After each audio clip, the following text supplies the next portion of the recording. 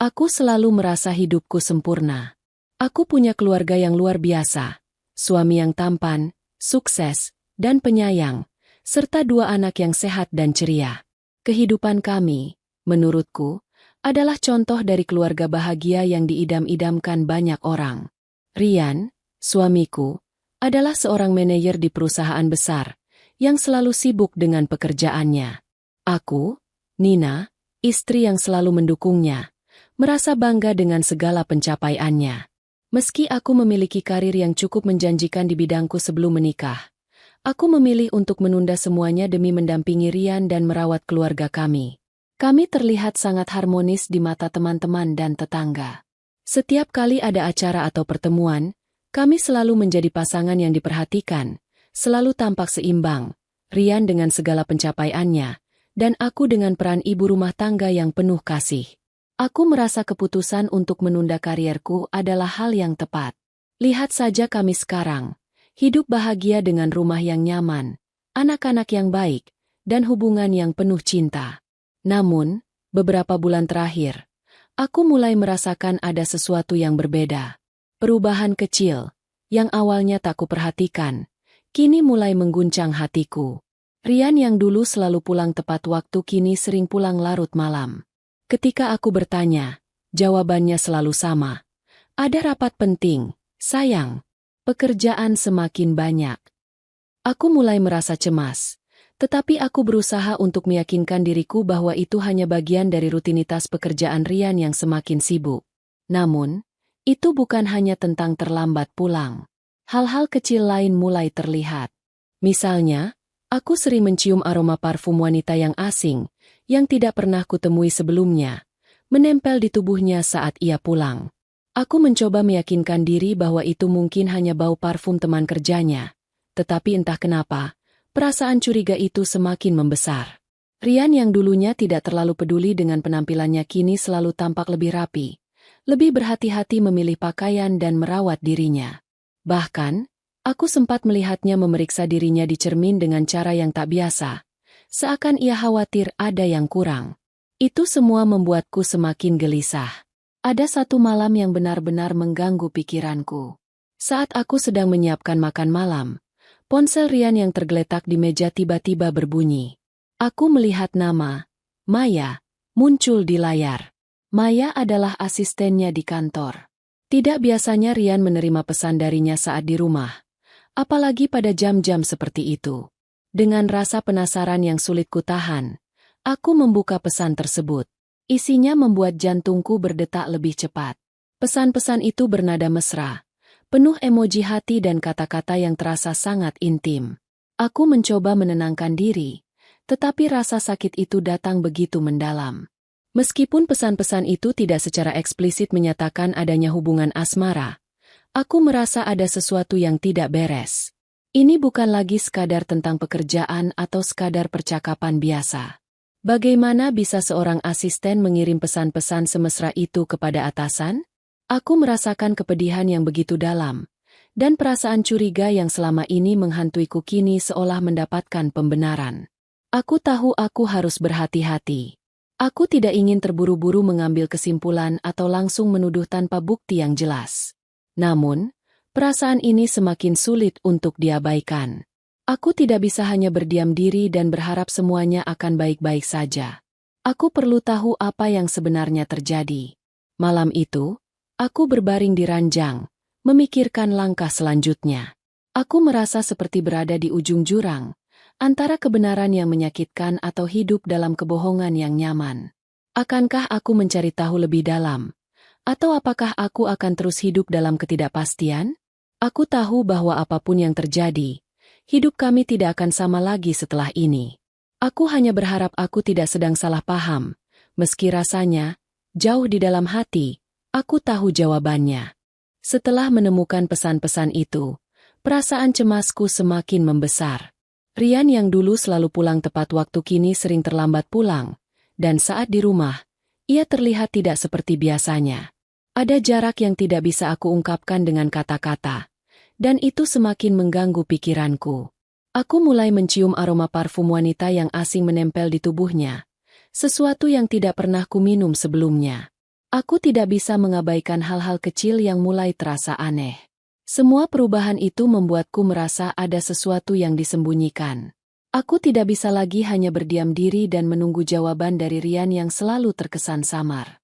Keinginan untuk tahu apa yang sebenarnya terjadi semakin kuat. Aku mulai mencari cara untuk mengungkap kebenaran. Suatu malam, aku mengambil keputusan yang sulit. Aku menghubungi seorang teman lama yang bekerja sebagai detektif swasta. Aku tidak ingin menyusahkan siapapun, tetapi aku merasa aku tidak punya pilihan lain. Temanku bisa membantuku mengungkapkan apa yang terjadi, dan aku berharap dengan bukti yang jelas, aku bisa menghadapinya dengan lebih tenang. Beberapa hari kemudian, temanku mengirimkan foto-foto yang mengerikan. Di foto pertama, Rian dan Maya tampak mesra di sebuah restoran mewah. Mereka tertawa bersama, saling bercakap-cakap dengan intim, seolah tidak ada yang salah. Di foto lainnya, mereka keluar dari sebuah hotel. Wajah mereka terlihat begitu dekat, seakan menikmati kebersamaan mereka tanpa ada rasa bersalah. Aku menatap foto-foto itu, merasa hancur. Itu bukan lagi sekadar kecurigaanku. Ini adalah kenyataan yang tak bisa aku hindari. Perasaan marah dan kecewa datang begitu mendalam. Rian, suamiku yang selama ini aku percayai, telah mengkhianatiku dengan wanita lain. Bagaimana bisa ia melakukan ini setelah semua yang kami bangun bersama? Tetapi lebih dari rasa marah, aku merasa sangat sedih. Aku merasa telah memberikan segalanya untuk hubungan ini, dan sekarang, aku harus menerima kenyataan pahit bahwa suamiku tidak setia.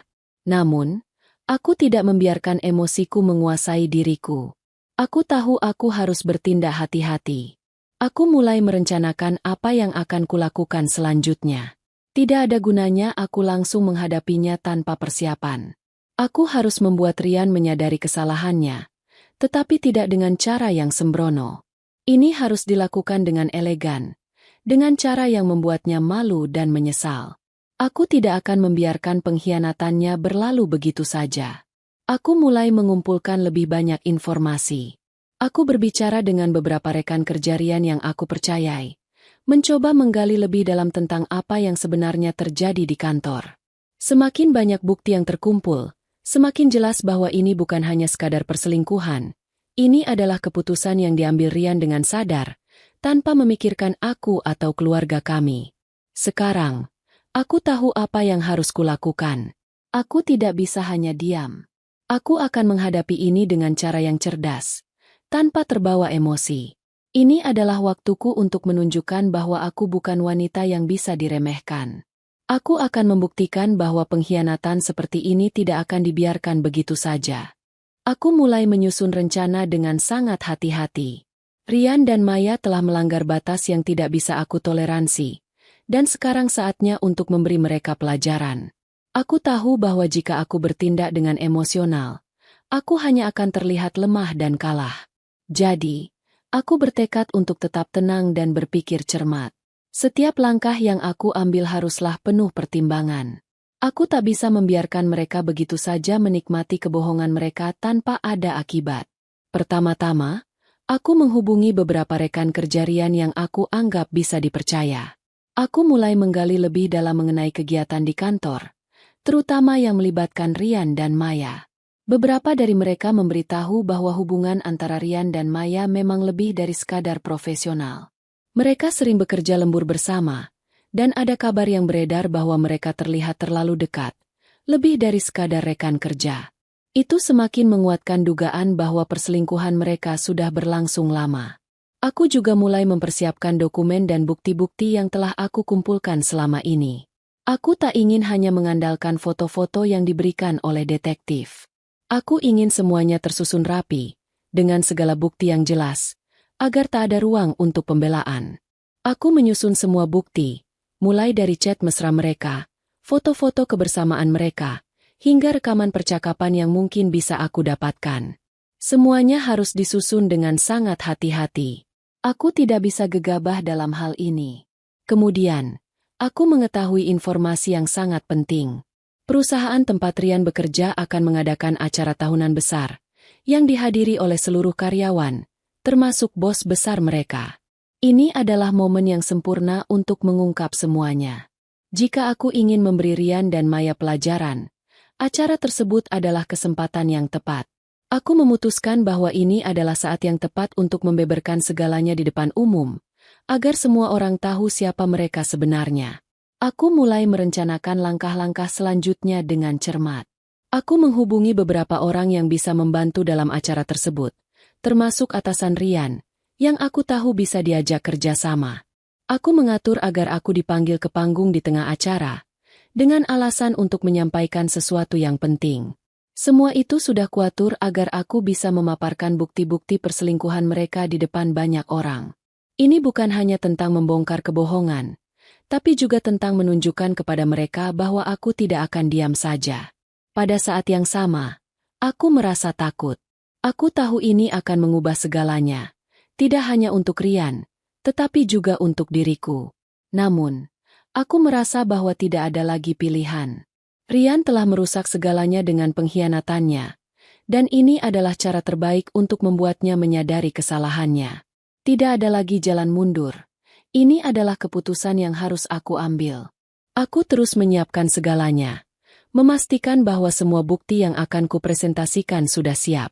Setiap detil penting. Aku ingin semuanya terungkap dengan jelas, tanpa ada yang terlewat.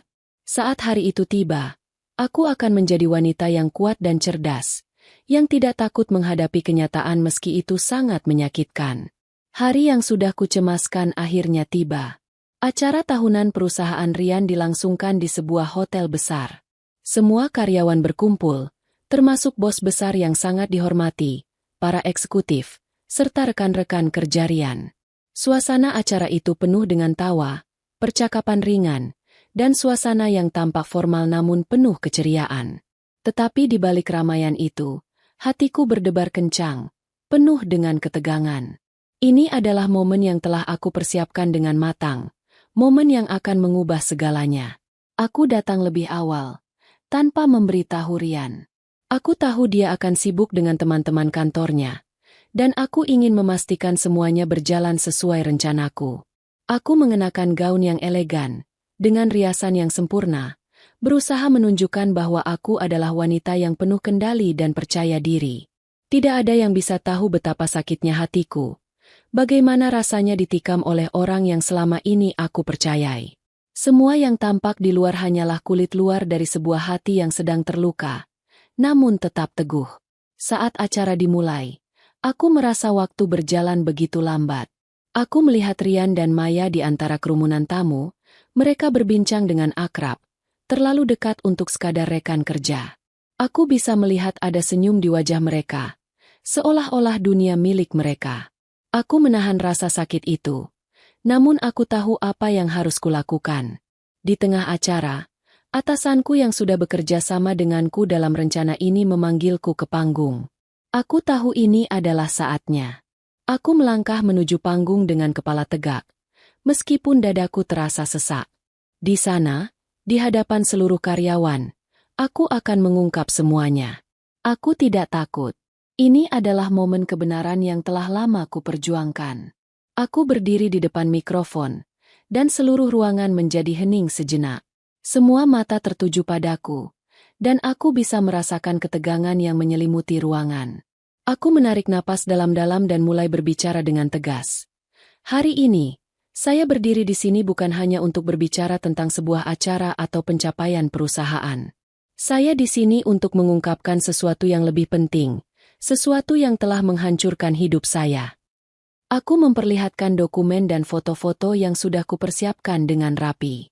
Setiap bukti terungkap satu persatu, mulai dari pesan-pesan mesra antara Rian dan Maya, foto mereka berdua di restoran hingga gambar mereka keluar dari hotel bersama. Setiap gambar dan kata yang kuutarakan seperti pukulan yang membuat Rian dan Maya terdiam. Semua orang di ruangan itu terkejut. Ada yang terbelalak, ada yang menunduk, dan banyak yang berbicara dengan bisikan. Semua orang mulai tahu apa yang terjadi di balik pintu rumah tangga yang selama ini tampak sempurna. Rian berdiri terpaku. Wajahnya pucat. Aku melihat bagaimana ia berusaha menyembunyikan rasa malunya. Namun itu tidak bisa dia hindari. Maya, di sisi lain, Tampak kaget dan tak bisa berkata-kata. Aku bisa melihat bagaimana mereka berdua merasa terperangkap dalam situasi ini, merasa terpojok dengan kebohongan yang akhirnya terungkap di depan umum. Aku melanjutkan, ini bukan hanya masalah pribadi. Ini tentang kejujuran, tentang tanggung jawab. Dan sekarang, saya ingin semua orang tahu bahwa saya tidak akan tinggal diam. Saat aku selesai berbicara, suasana menjadi hening. Karyawan saling berbisik, dan aku bisa mendengar beberapa orang mulai mengkritik Rian. Bahkan bos besar perusahaan tidak bisa menyembunyikan kekecewaannya. Rian, katanya dengan nada yang penuh penyesalan.